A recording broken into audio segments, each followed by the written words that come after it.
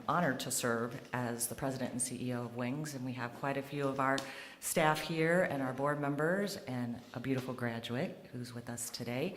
And we're going to talk about the huge need for coming up with creative and innovative alternative funding solutions for domestic violence services. So I invited Alderman Matt O'Shea. He's been on our leadership council for Wings Metro for over 10 years, and he also, we just joined with a counseling agency in his district, A New Direction, so he gets to help us in many, many ways, and we're truly appreciative of that. And also to invite Ambassador Rahm Emanuel, who's back with us from Japan. And the reason for that is when he was in office, he did a lot of creative solutions to funding, and you're sitting in one of them. So back in 2013, his administration settled a lawsuit for back taxes on from a strip club, of all things, for $1.8 million. And Wings was given that grant to build and open this beautiful facility that you're sitting in. And that was a creative solution. Not one individual taxpayer dollar was spent to build this facility, and it was about $9 million. So that funding from that creative source helped us get started with our fundraising, and then Wings, with great supporters and great board, were able to build and open this back in 2016. So about 10 years ago, we also dedicated the garden you see out here for a police officer who worked here named Brenda Sexton, who was killed by her abuser, her boyfriend, in her home, leaving behind 5 children. So it was a very emotional day 10 years ago when we dedicated that garden, as you can imagine. And so we're here today to talk about that and to talk about other funding streams. There was also back right after we opened an opportunity to get a surcharge passed on home shares, meaning Airbnbs and such. Ambassador Emanuel was responsible for that. So I'd like to give him an opportunity to talk about his passion for this. I'd like to have Alderman O'Shea. They worked very closely together under the mayoral administration under Rahm, to have him talk about his commitment to domestic violence, and to introduce Ambassador Emanuel.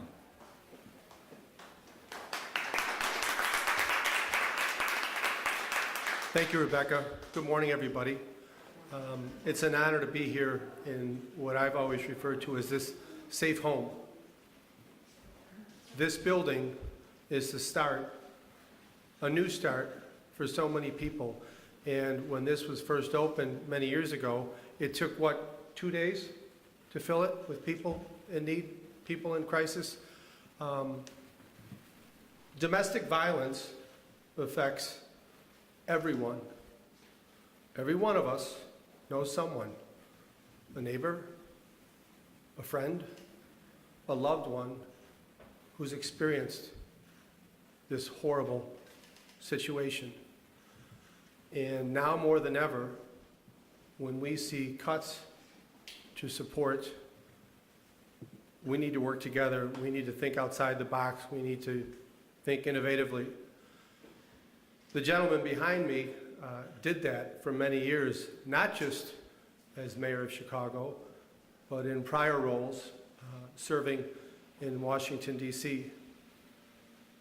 I myself have witnessed domestic violence at a close range. I know how important this topic is. I know how more leaders need to step up and lead.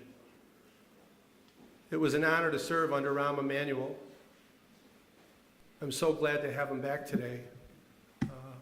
A leader who didn't just talk the talk, but walk the walk, especially when you talked about domestic violence. Ladies and gentlemen, Ambassador Rahm Emanuel.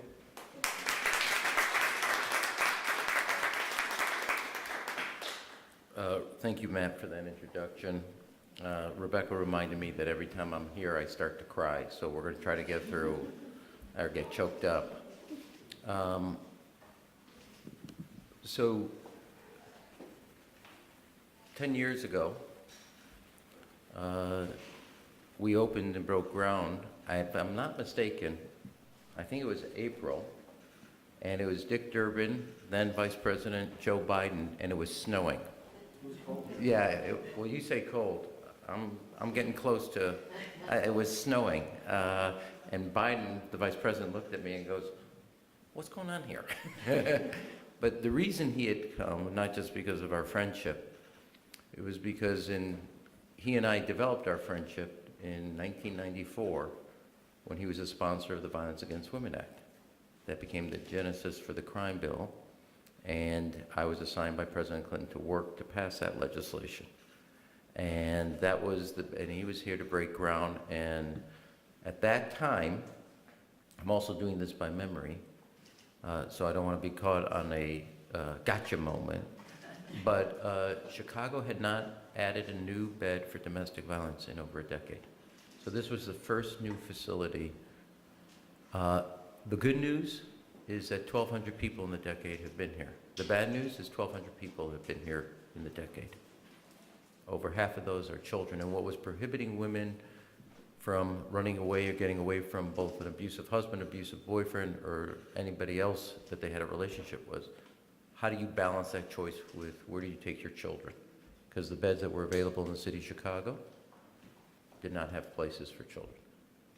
Wings did not make a false choice or put a young woman or a woman of any age in that unbelievable Hobbesian choice between do I abandon my children and protect myself.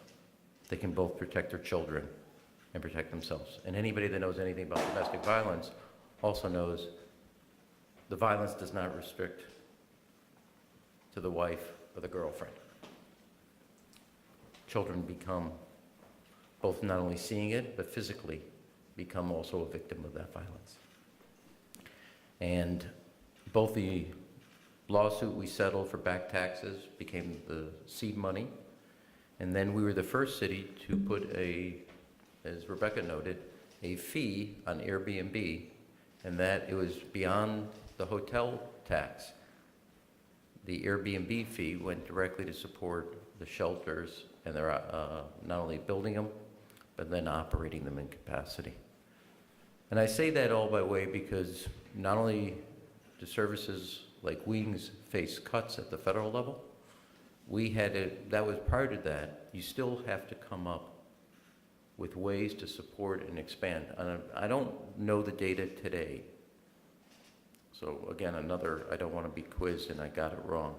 But when I was mayor, about 10%, I say about, that's my qualifier there, about 10% of all homicides in the city are domestic violence related.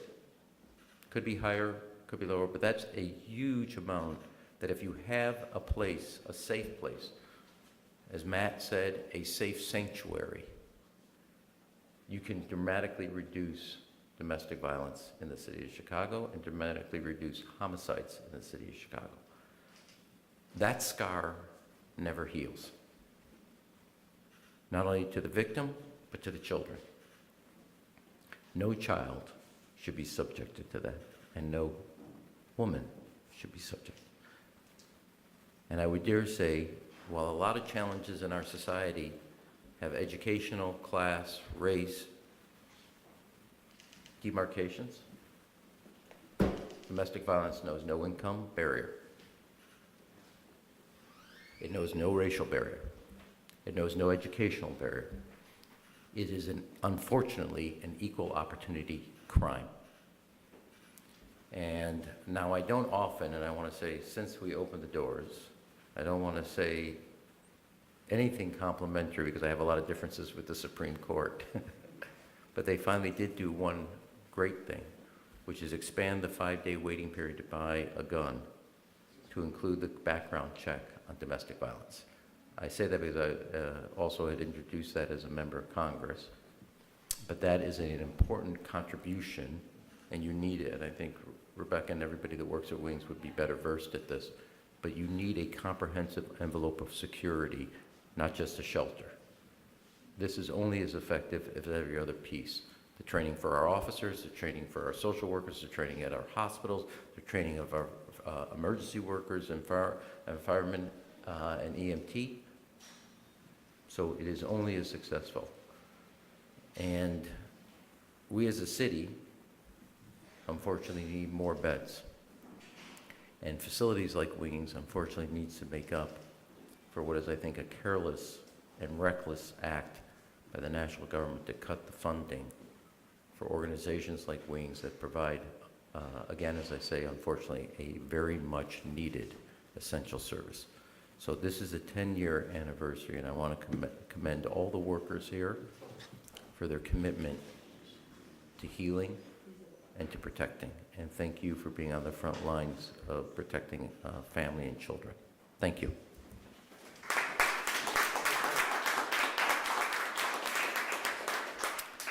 So, again, we can't stress enough how important it is, and I want to give a call out to the Department of Family and Support Services. They administer these grants that come out as a result of these innovative funding solutions. They are the unsung heroes. They're doing all of the paperwork in the background, writing the requests for proposals, which are very tedious. And I called them yesterday again to just thank them for all that they do, because it's the work that people don't see. And many of those staff have been at that department under all of the administrations, and always heads down, and what more can we do to help survivors of domestic violence and the homeless in Chicago. And the one thing that we all collectively are working on, we're part of the network advocating against domestic violence. We want to make Chicago the best safety net in the country. We want to get to 0 homicides. And these gun laws that sometimes get controversial are important, because an individual is 500 times more likely to be killed when there's a gun in the house. So we were a proponent of working with the network, led the charge to get Karina's bill passed recently, which would allow law enforcement to go in and actually take the guns when an order of protection is filed. Karina was killed in Little Village not too long ago because her husband's guns weren't taken, and he came and killed her and their daughter. So there's so many things that we can do and that we need to continue to do. One of the things that I was asked to do was to sit on the task force for gender-based violence, which started under the previous administration and continues today, which is wonderful. And part of that group's task is to look at how that 2% funding will be spent. And so one of the things that we are looking at and have already started is expanding our hospital program. So we have April Brayton, and Daniel's hiding somewhere in the room, who April has been with us almost 20 years, and we have had hospital advocacy in several hospitals in Northwest Cook County for 20 years. And what that means is we do medical training for medical staff to help them ask their patients that question if they're being hurt at home. Are there guns in the home?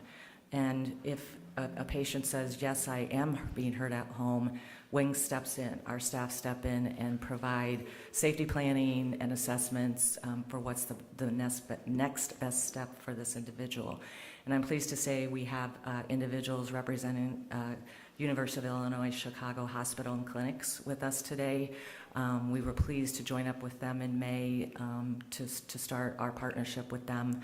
And it's very much needed, because if we can keep people from coming into the emergency room because our intervention has made a difference and that person doesn't need to keep going back to the emergency department, it's certainly better for the individual.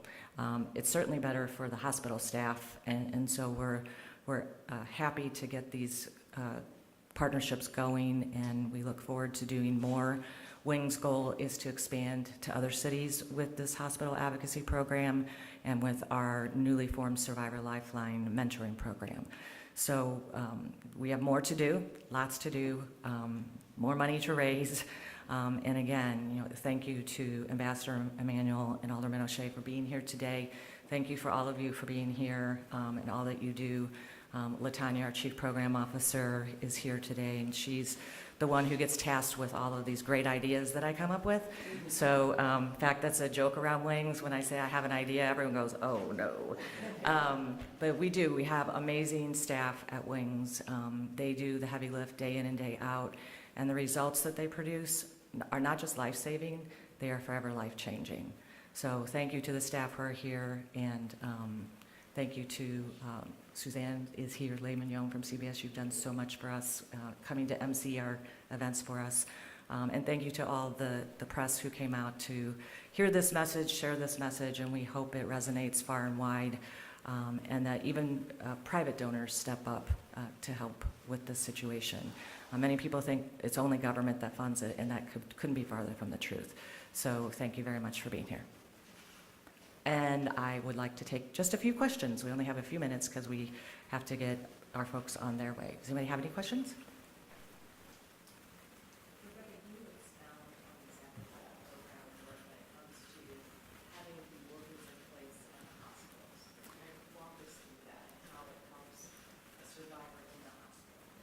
So our model is that we have one person who trains all the medical staff at the hospital.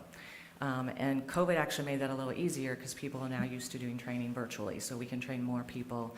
And as you know, at hospitals, at any business, you have turnover, so there's a need to constantly be training the new staff that are coming on to how to ask that question. So Illinois state statute requires that before an individual is released from the hospital, particularly the emergency department and the OB floors, that they are to be isolated from whoever brought them in or whoever's with them, and the question is to be asked, are you safe at home? Is someone hurting you?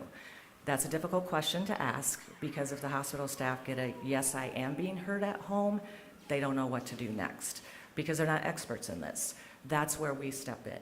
So we have staff that are available to assist the hospital staff. They call on them to either in person or virtually to go to that patient, ask more questions, understand how lethal is their situation. Again, are there guns in the home? And then do a safety plan with them. Sometimes that means coming straight into our shelter or to another safe home. Sometimes that means going home and getting their papers and orders. So it's really about the training the staff, and it's not a hugely expensive model, but it's a hugely impactful model.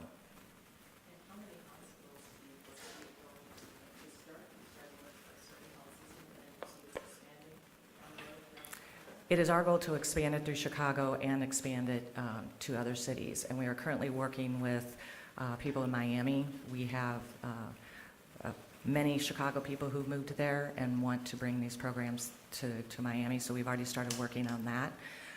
So it's all limited by funding.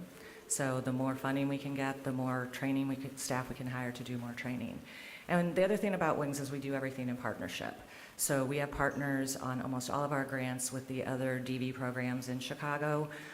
That amplifies the reach. So we're not trying to do it all ourselves and get into every hospital. We have other DV agencies who are taking on some of those other hospitals. CAWC, okay, and CAWC is one of our partner agencies, has been in Stroger for well over 20 years, doing this similar work. Rebecca made, I think, a really important point in the sense of when a hospital has in this case, a patient come in. Unlike other crimes, domestic violence comes, unfortunately, not only with the violence, but also the shame. And obviously, I'm having some flashbacks of things that we did, and I just remembered while Rebecca was talking to and addressing your question about training the hospital staff. We had initiated a comprehensive training for officers, because the first time you'll hear about this and the first person that in that situation a woman will be in contact with will be a police officer or officers. And if not trained properly, they can make the victim feel like responsible for something they have nothing to do. And we had initiated and engaged on a training program throughout the city, throughout the police department, so that they know how to approach a situation that when the 911 call comes and it's related to domestic violence, the way they ask the questions, how they separate the men and the women in this case, et cetera, really will determine the victim here not feeling any sense not only of shame, of guilt, of somehow responsibility. And so from the healthcare worker to the police officer, that engagement on the front end is determinative of whether somebody feels responsible or opens up and then gets all the type of services and help they can get. I'm sorry about that. Any other questions? Yes. Can you speak a little bit more about these potential cuts to federal funding, the impact that would have on your day-to-day work here, or what's going to be sort of about? So the way that we are very successful at Wings and other domestic violence programs across this country who have transitional housing, so the key is a long-term support. And pretty much everybody who has transitional housing comes from a federal funding source. We get some from the state of Illinois, but most of it comes through the Department of Housing and Urban Development and the Office of Violence Against Women. And so when we have people, so we expanded our housing program in the last 3 years by a lot using HUD funding. And so if that HUD funding goes away, which it could potentially go away, we lose all those apartments.